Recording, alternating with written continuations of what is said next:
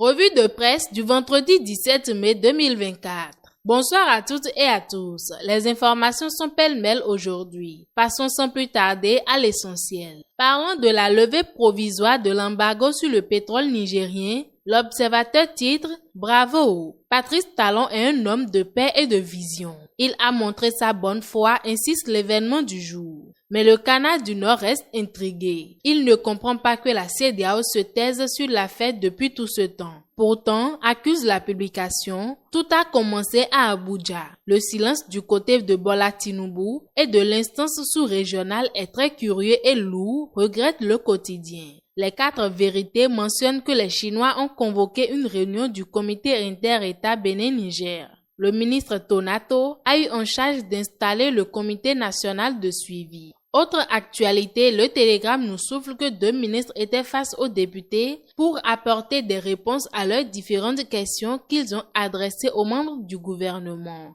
Alassane Seydou était là pour répondre aux questions sur le mode de répression de la police républicaine des infractions au code de la route et Shadia Assouma du commerce est passé répondre au sujet des boissons frelatées, nous explique les 4 vérités. Au plan diplomatique, l'événement du jour nous donne des nouvelles du président de l'Association nationale des communes du Bénin, Luc Atroko. Il est en Italie où il a décroché de nombreux contrats au profit des communes du Bénin selon la publication. Parlant d'accord, le Bénin fait des prouesses. Signature de l'accord entre le Bénin et la Banque européenne pour la reconstruction et le développement, une première pour un pays du sud du Sahara, titre Bénin intelligent. Allons dans les détails, le potentiel explique que le ministre de l'État de l'économie et des finances chargé de la coopération, Romiad Louadaï, a pris part le mercredi dernier aux assemblées annuelles de la Banque européenne pour la reconstruction et le développement à Erevan en Arménie. Il faut retenir de cette assemblée que Louadaï a signé un contrat inédit, plaque le journal. Société à présent, Fraternité a appris que les travaux d'asphaltage seront bientôt lancés à Parakou, Djougou et Kandi. Le journal s'en réjouit et partage sa joie avec ses lecteurs.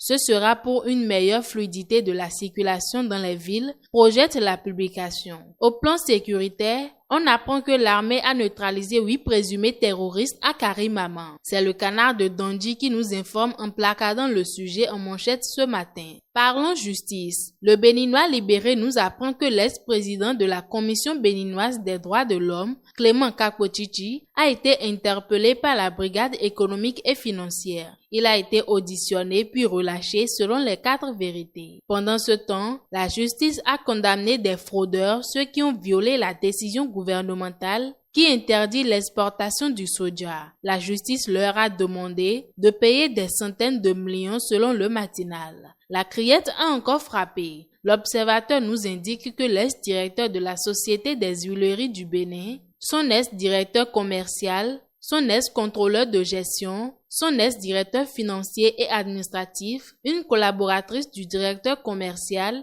et un transitaire sont condamnés à 2 ans de prison suite à l'affaire de fausses déclarations de douane à la Société des huileries du Bénin. Drame à Abomey-Calavi, une dame se donne la mort par pendaison, nous annonce le Canard du Nord. C'est la fin de la revue. Bon début de week-end à tous, au plaisir HC2 TV.